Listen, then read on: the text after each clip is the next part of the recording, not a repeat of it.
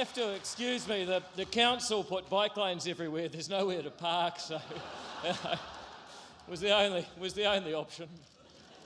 I want to thank you for coming to this fantastic show. In fact, is it too late to call it Ack's Got Talent? Well, actually, it's just as well that Ack's talent is as real as the problem this country faces. You know, Simon Court, he's a civil engineer. And when he talks about being smart green, he's someone who's done waste management. And I don't just mean mulching Chloe Swarbrick's word salad. He's actually worked to clean up the environment in his job in waste management and infrastructure. Paramjit Parmar is a scientist, a businesswoman, an entrepreneur, and when she talks about productivity, she's built a successful manufacturing business, and she understands just how seriously red tape and over-regulation holds back innovation. Andrew and Mark are farmers who milk cows. Now, if that sounds obvious, wait till you hear about all the other farmers in Parliament. Andrew and Mark are the only credible rural New Zealanders in our politics today. And when Karen talks about how this government is dividing New Zealand, she speaks as a woman that Labor wants to receive different health care from her husband because she's part Maori and he's Cambodian.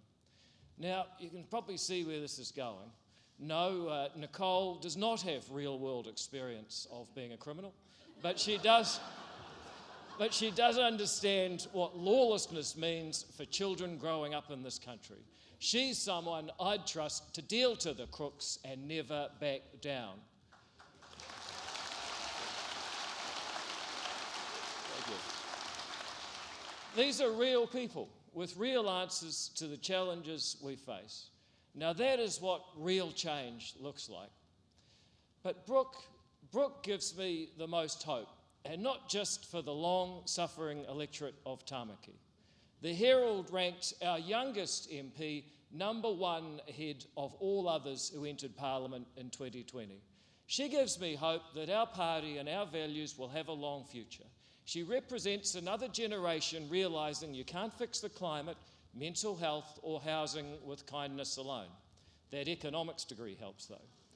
She represents the very best of the classic Kiwi values that built this country in a thoroughly modern setting. I believe she will be the next Member of Parliament for Tamaki. Thank you. And her success won't just be a change for the better for the 70,000 or so souls in that electorate who deserve better representation. It will be a change for the better for all New Zealand because it will show you can be in favour of less tax and less red tape while extending that freedom to body and mind. It will show that the big problems faced by Kiwis under 30 with the environment, housing, mental health, economic survival right now are better solved on the foundations of free enterprise rather than state control. Let's hear it for the next MP for Tamaki. Thank you.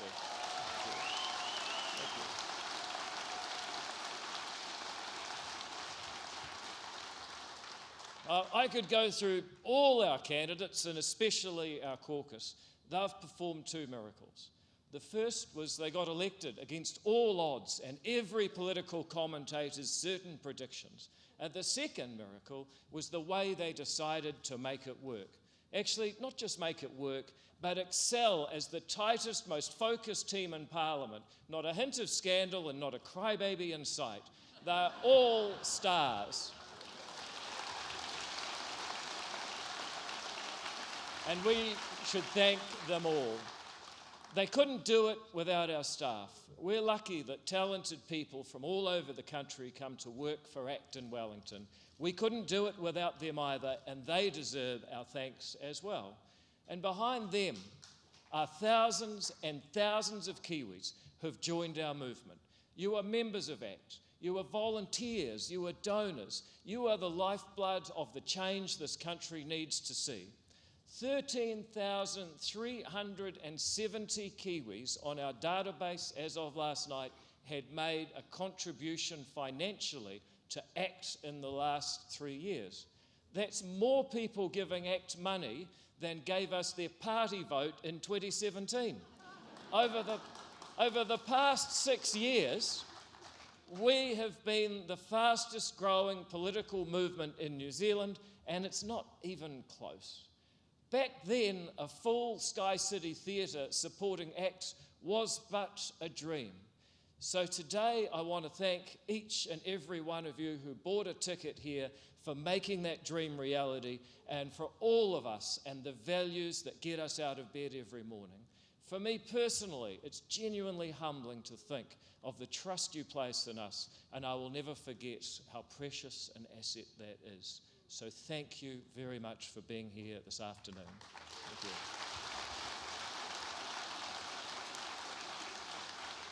you. You know, there's a theme running through the state of our nation and our rally today, and the speakers you've heard, it's that politics is becoming more real.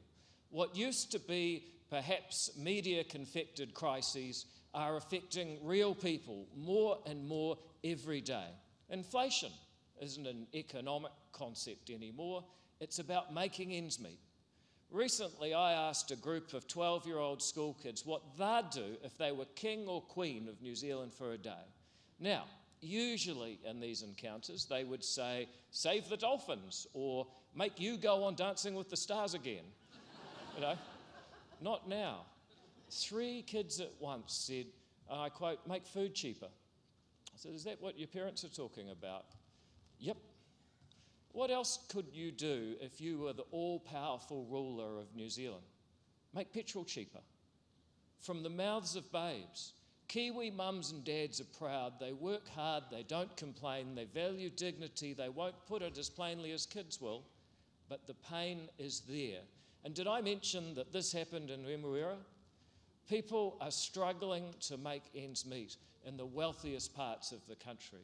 They're proud people, and they're angry at everything that has been done by this government while they've done everything right, but are forced to make impossible choices every week. And at the centre of the cost of living crisis is most people's largest expense, housing. And the data show the poorest New Zealanders are spending more of their income than ever on their house. Where once housing costs were a quarter of household income, now they are closer to half, and more households are fitting into that poor category. But Labor, they haven't fixed the housing crisis, they've just added a motel crisis as well. How is it possible that in such a vast, open country, there can be such a shortage of habitat for humanity? It takes a special kind of government incompetence to screw up as bad as they have.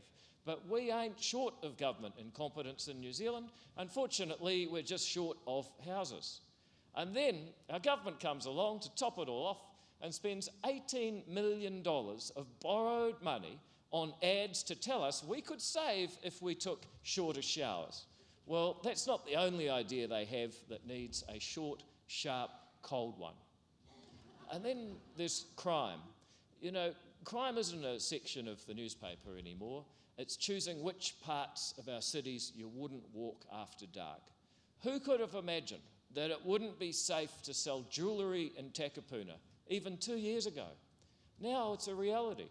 Michael Hill Jeweller has had to shut in that leafy suburb because they've been attacked so many times no one wants to work there. And who would blame them? Who is standing up for them? There are people who contribute day in, day out to our communities. Dairy and convenience store owners work long hours for little pay, often with their family living on site, and they wonder which store will be robbed next. Will it be mine? What weapons will the attackers use? What will happen if I escalate and fight back? Will anyone come to help? Does anyone in authority care about these people at all? Because many people in dairy and convenience stores say the answer is no. So they fortify their stores with cages like they're living in Harlem, even though they're actually in Hamilton. The country they love, that they came to for opportunity, is being run by a government that has let them down because it has the wrong values. And then it's young professionals who take an Uber 600 metres up Queen Street because they don't feel safe after dark. It's big guys who look like they'd have nothing to fear, but are scared to walk after dark in New Zealand's CBDs. And all of us wonder, how did this happen in the country that's supposed to be a nice place to bring up kids? Co-governance. Well, that's not an academic concept, Karen McAnulty. It's dividing Kiwis in everyday life. And Karen laid the reality bare at a household level when she explained how it affects her family. And yet no government has ever asked, would it be helpful if everyone was divided into two races? It's just happened. It wasn't asked about. And who gets what healthcare, and who governs Three Waters, and who gets consulted, and who you have to consult under the Resource Management Act, and what your kids learn, and how their school must be run. And the legal profession, lawyers are supposed to be loyal to the Treaty of Waitangi as well as their client. On councils, there are seats reserved. Even real estate agents apparently need to be re-educated in Te Ao Māori. And the vast majority of New Zealand never consented to being divided because the vast majority never would. And now people feel a real pain and anguish that the Māori language and culture is not a taonga, a treasure, a thing of beauty. It's been weaponised as a tool the minority forces on the majority in every forum, no matter how impractical, just to prove their political point. They never ask. Thank you. Thank you.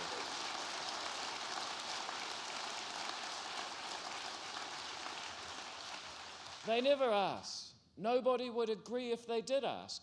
It won't take us anywhere good, and it must end now.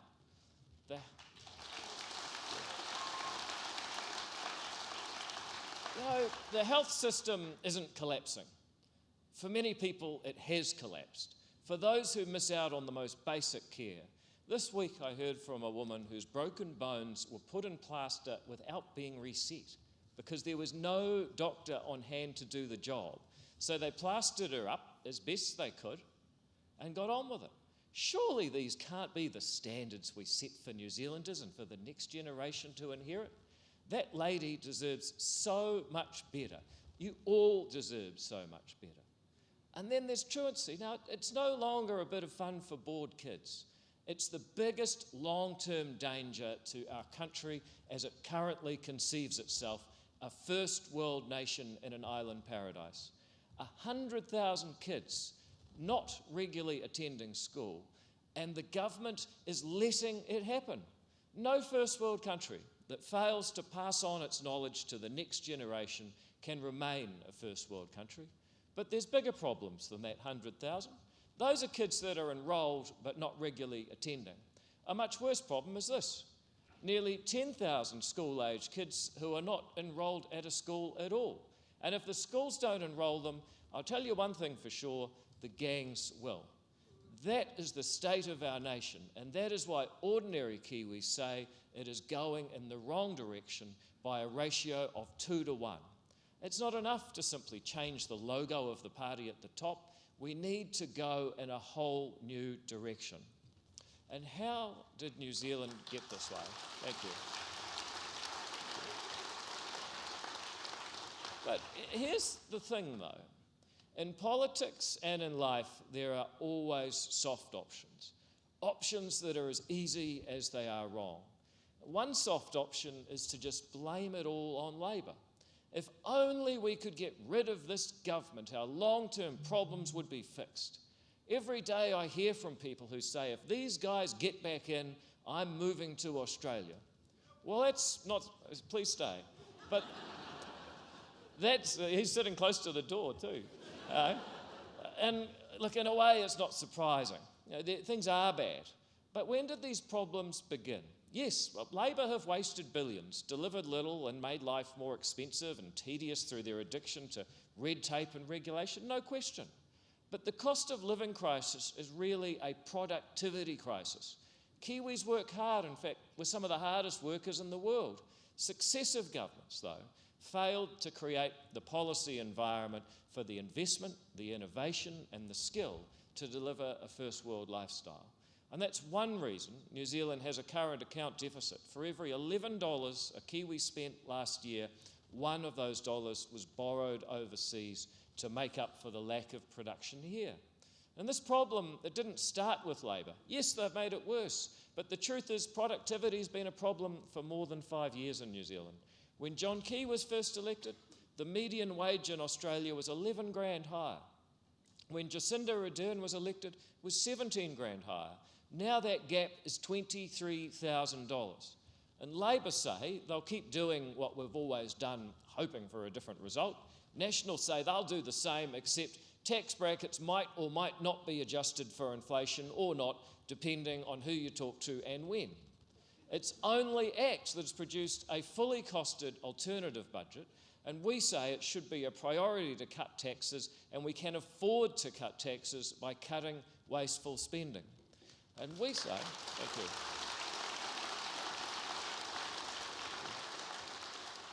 We say government should be zero-based every year.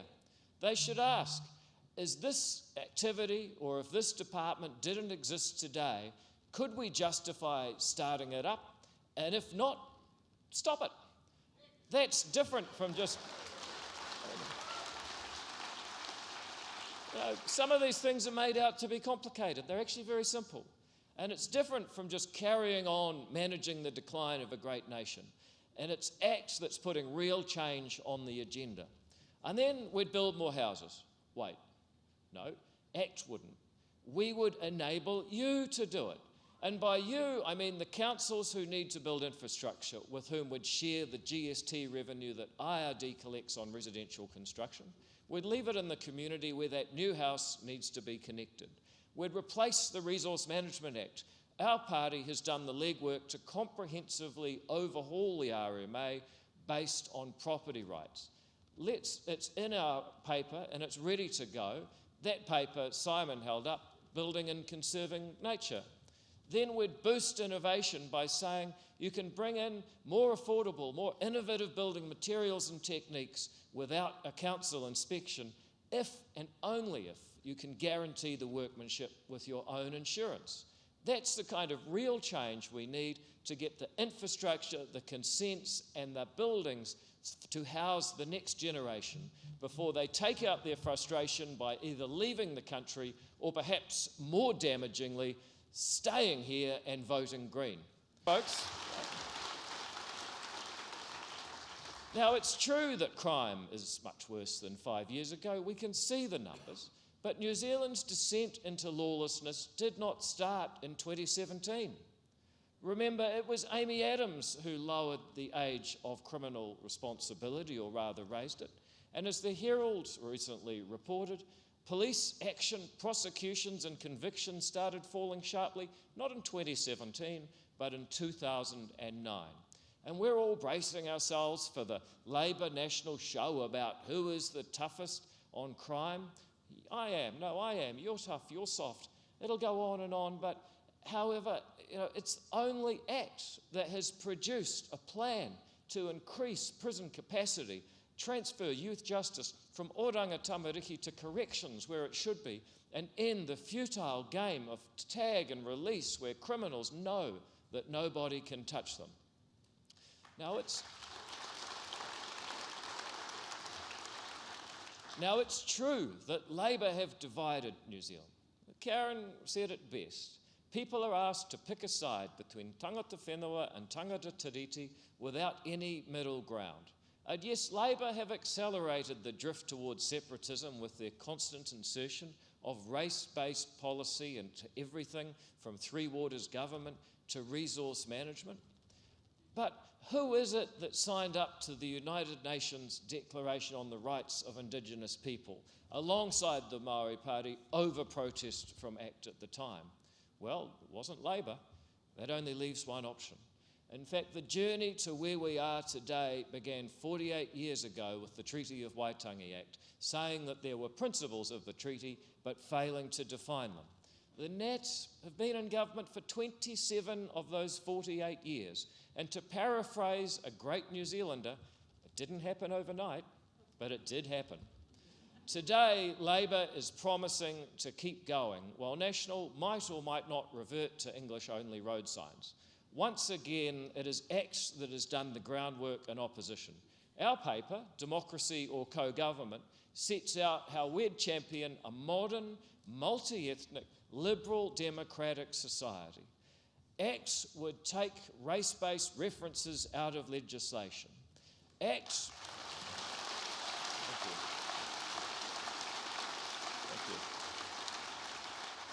Acts would define the principles of the treaty openly and democratically, not quietly in the background without you being asked. And Acts would tell the public service that treating people differently based on race is not only lazy but divisive and ineffective, and we must tool up the public service to serve people with targeting based on need.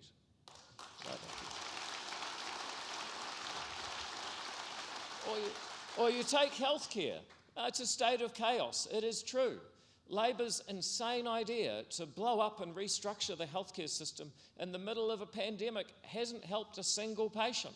And it's true, their ideological hatred of anything vaguely private in the system has made it less efficient. And their insistence on, after merging the DHBs, to then divide the new system in two, well, that doesn't help either. But the truth is, healthcare already had its problems before Labor came in. The DHBs were broke. Kiwis got far fewer funded medicines than Aussies or Brits, and the system was held together by the goodwill of the first world health professionals and a third world system long before Labor started making it even worse. Now, Labor plan to keep going down the same track, while National will see which way the wind is blowing and probably do the same thing too. Again, it's only Acts that is promising real change. Acts would make Pharmac consider the cost to the taxpayer of not funding a drug if it means fewer people working, more people on benefits, and more people in hospital being operated on. Acts would take the mental health budget and put it with the Mental Health Commission, reformed as Mental Health and Addictions New Zealand, one agency with the sole job of evaluating what works. No one has that job right now. And making the mental health dollar go as far as possible. Unlike the current system, it would give the likes of Gumboot Friday a chance to show it works. And Acts would stop, thank you, and we'd stop the war on anything private. We'd fund GP clinics properly, as in our alternative budget. We'd use private surgeries where they're more efficient by giving patients vouchers to go to them. We'd use public-private partnerships to get facilities built, because you have to be a dyed-in-the-wool socialist to genuinely believe that any government is good at building or maintaining hospitals, and if you doubt that, go and have a look at them. In education, the situation is arguably even worse than health. And it's true that Labor has done nothing to help. But we need to remember the trouble didn't start in 2017. Kiwi kids have been falling down the league tables all century. Attendance started a trend of decline in 2013. Labor have just accelerated it by closing the schools every second day. And yes, the NCEA was the brainchild of the Education Minister Lockwood Smith under National. Modern learning environments, you know, big barns, 3 teachers, 100 kids, lots of bean bags, sit around, try and invent the knowledge of humanity for yourself, called child-centred education. It would be funny if it wasn't our actual strategy. You know, those modern learning environments were the only option for a school that wanted property in the Hekia Parata period. Now Labor wants to carry on the decline, and schools and parents will face no consequences when kids don't attend. If they do show up, they'll find academic knowledge has been stripped out of the NCEA, so much so that elite schools are refusing to teach it. National's plan amounts to telling schools to do a bit better and teach the right things at the right time. Well, real change again falls to ACT. It is ACT that gave disadvantaged kids the chance to fulfill all the untapped potential with charter schools. And the charter, thank you.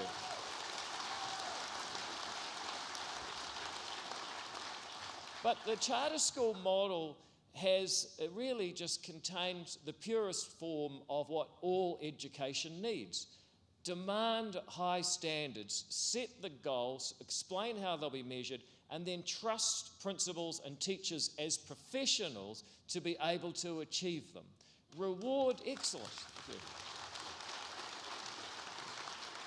Thank you. Do not tolerate failure when it comes to raising our children. It is ACT that is now the party of genuinely equal opportunity. And as a matter of principle, Every kid, whether rich or poor, from town or country, boy or girl, of whatever race or background, should have a place in their community where they can go, where a knowledgeable adult will teach them the valuable knowledge they need to survive and thrive in the 21st century. That used to be the goal of the left. It is now the goal defended by you people and the ACT Party. And we know. But we know the government's not providing that now.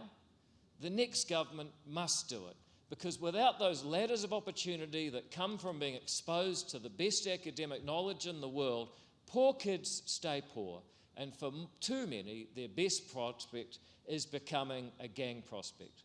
A vote for ACT, therefore, is a vote to end all of that misery in October. In every area that troubles New Zealand, the pattern is the same. The problem has been decades in the making. Labor is promising to make it worse even faster. National are promising to make it worse slower. Not rock the boat or scare the horses. Only ACT is promising real change and real solutions. And the solution is simple. Do we want to be one of two first world nations in the South Pacific, or to be a factory supplying our best young talent on a one-way conveyor belt to the rest of the world, starting with Australia?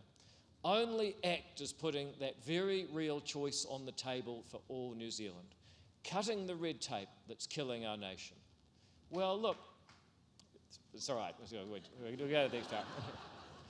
Look, you know, the reality is that the government of New Zealand badly needs to go on a diet. Now, any new administration will need to cut wasteful spending so it can cut taxes. And the Reserve Bank will then be able to cut interest rates that are hurting families so hard. But of that much we can be sure. But there's another area that troubles New Zealanders, and it troubles New Zealanders in every aspect of life. Call it red tape, call it regulation, call it the nanny state, call it what you will, but government is adding unnecessary cost to everything we do. Most of New Zealand's problems, a lack of affordable housing, cost of living pressures, and inferior healthcare among them, can be traced to poor productivity, and poor productivity in turn can be traced to large amounts of time being spent on compliance activity and not enough time left to spend on productive activity. The problem can be seen in nearly every sector. Construction is an obvious example, with everything from roads to houses caught up in red tape. Yet sectors as diverse as banking and finance, early childhood education, farming and biotechnology, and all of these areas people complain that regulatory compliance is what holds them back from being more productive. Bad regulation makes us all poorer in three ways, ranging from the obvious we can see to the less obvious we might not see.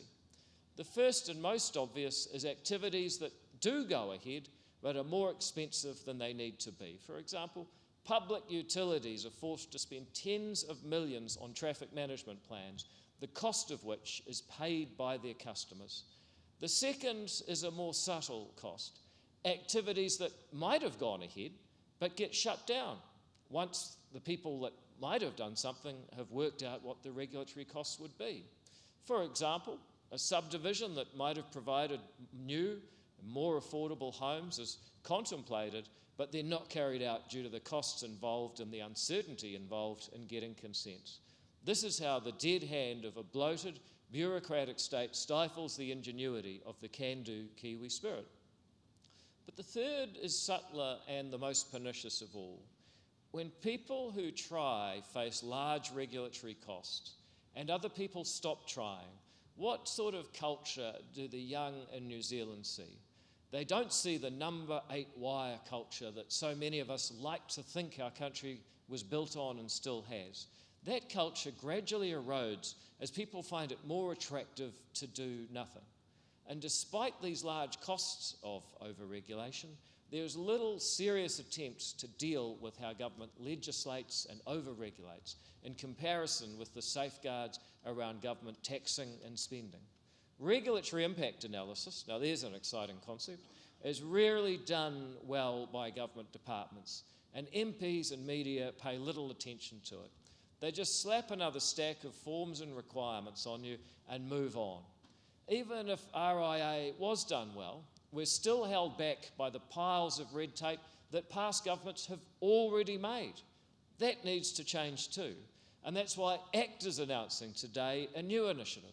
It's an initiative that shows how ACT and government would make Kiwis' lives better. And by better, I mean more affordable. I mean more homes. I mean more interesting and productive jobs in thriving industries. And I mean rekindling that number 8 wire spirit this country actually was literally built on. And by better, I mean making New Zealand a country where people say yes at least as often as they say no.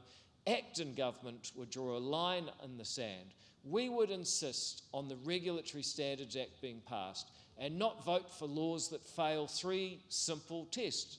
The first is whether there's a problem to be solved.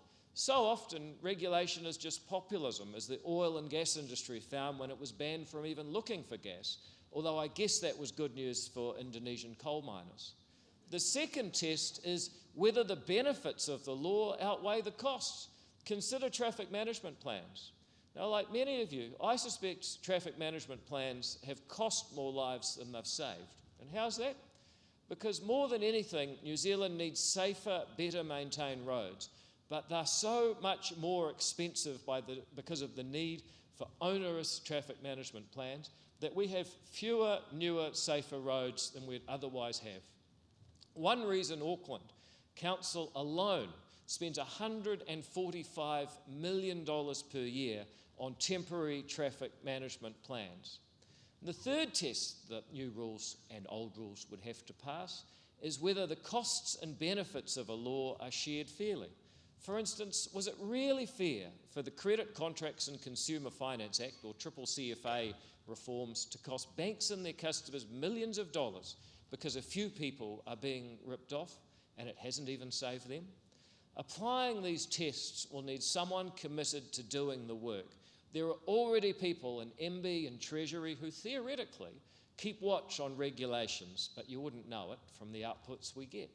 Those departments have responsible ministers, but they probably don't know they're responsible for regulatory quality. That's why ACT would demand those staff be redeployed into a ministry of regulation with a new minister whose sole responsibility would be to police the rules and regulations ministers are constantly foisting on unsuspecting Kiwis just trying to get ahead. And thank you.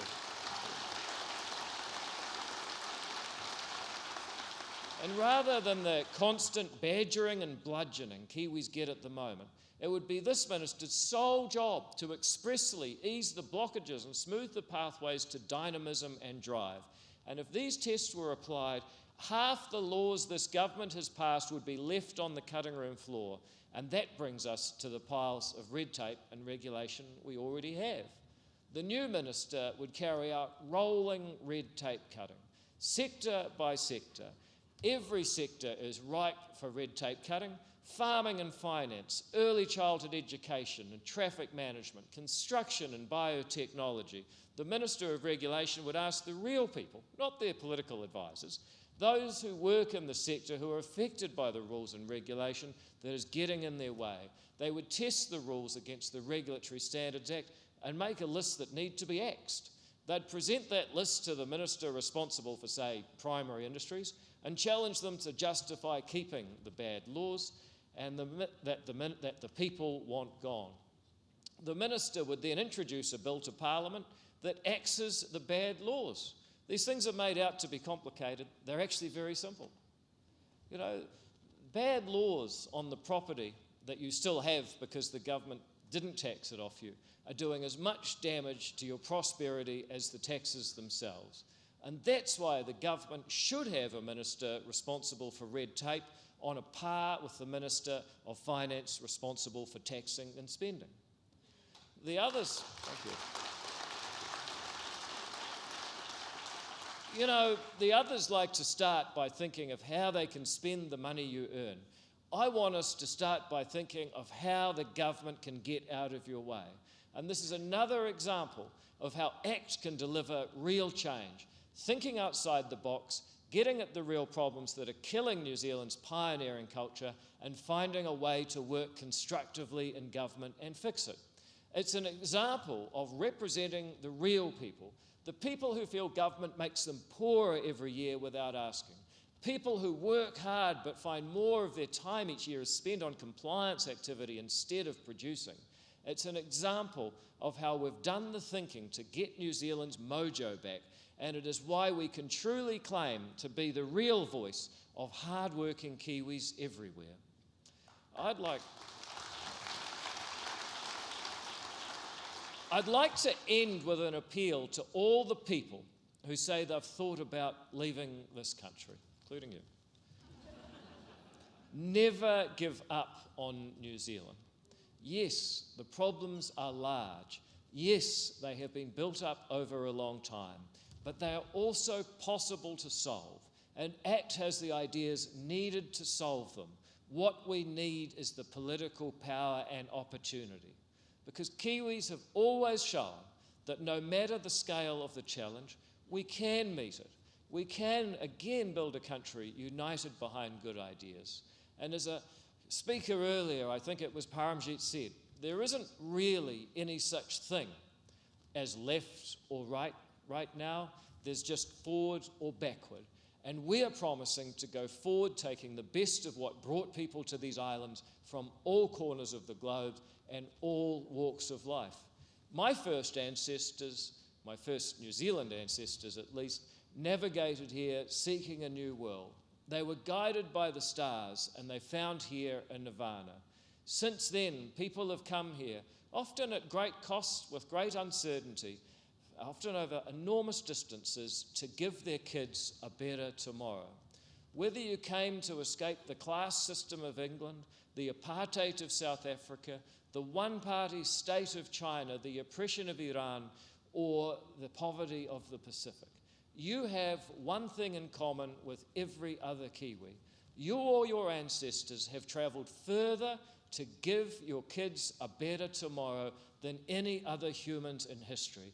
And that tells us something about this country's true heart and soul.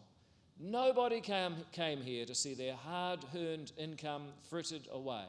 Nobody came here to see their taxes spent on making them jump through more bureaucratic hoops. That's just adding insult to injury. Nobody came here to see the policies of discrimination they often escaped in their home country rebuilt as if they're some sort of clever new invention no one's heard of. No, people came here for opportunity, and most importantly, equal opportunity. They came because they were dynamic, self-starters, courageous and hard-working. We're united by the fact that we all made that longer journey than any other human in history to find that equal opportunity here in these beautiful islands. We're a nation of pioneers who believe our efforts in life should make a difference. That's why we want less tax, to keep more of the money we make and improve all of our lives. It isn't a question of ideology, rather the basic trust that you will make better decisions about your life than someone sitting at a desk in Wellington. And that's why we want less red tape and regulation too, so we can take more opportunities, be rewarded for taking them, and build a culture of yes, not a country of constant no's. That's why we want a housing market that produces more homes at a price the next generation can afford, so your forever home is a home you actually own. And that's why we want every child at school being taught valuable academic knowledge, so the next generation can build high-tech firms that compete with the world to pay for the best healthcare and living standards in the South Pacific. That's why we want to be treated equally, regardless of race or gender or sexuality, because what you do with your time on Earth should matter more than any superficial characteristic you cannot change. A modern, multi-ethnic, liberal democratic nation of pioneering people. That's New Zealand's true DNA, and ACT's job is to make sure the next government delivers the policies to make it possible. And thank you.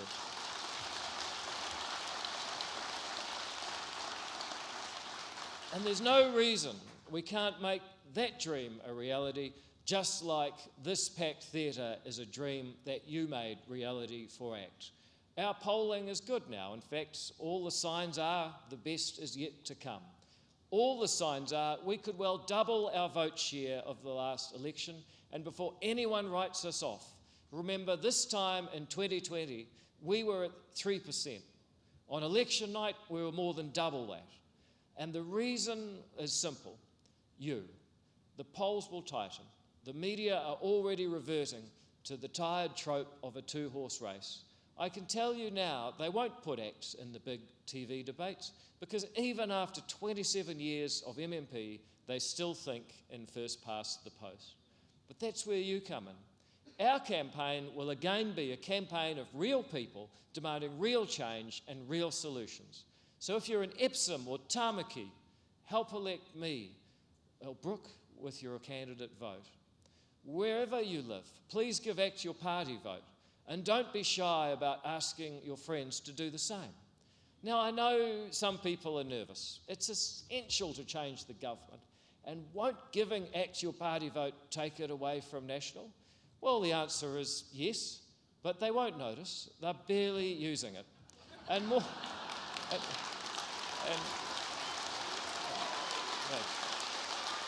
you. But... more seriously, you're not taking a vote away from the centre-right. You're still voting to change. It's all going into the same pot. But by giving your party vote to ACT, you are dialing up a stronger brew. And if you agree with that, there is a lot more you can do. And more than other parties, we rely on you. Word of mouth is the most powerful method of political communication known to democracy. You have more power to change the government than you may realise. By telling people you're going to give your party vote to ACT, you give them permission to do the same and tell more people themselves.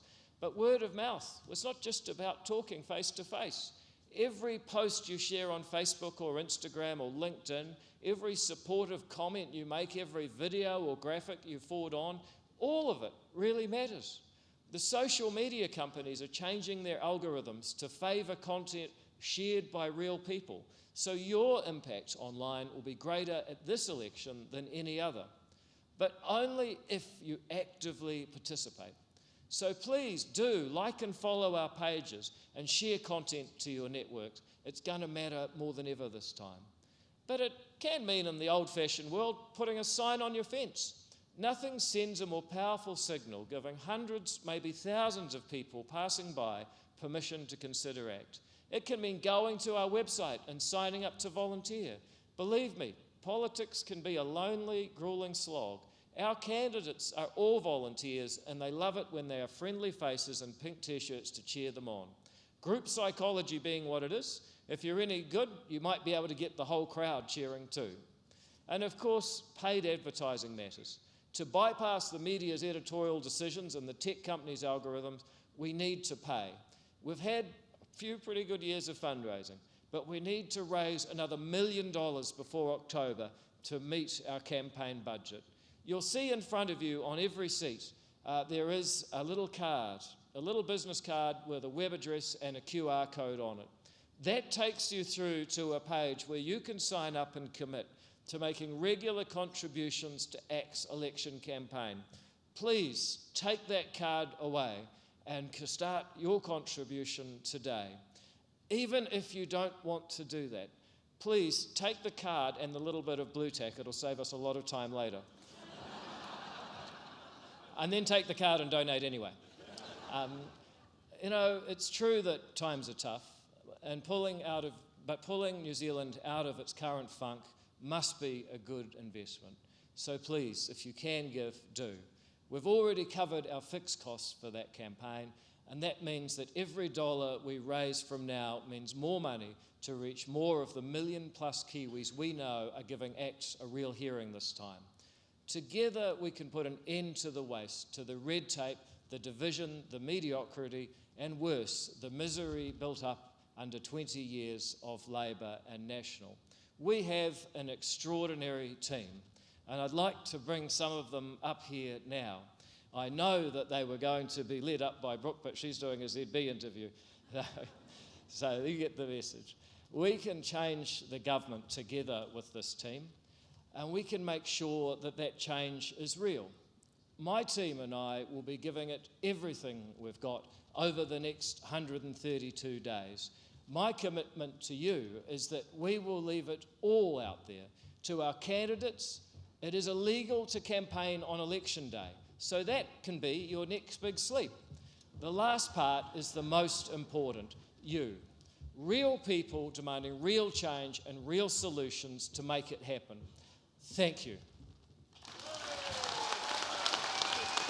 Thank you.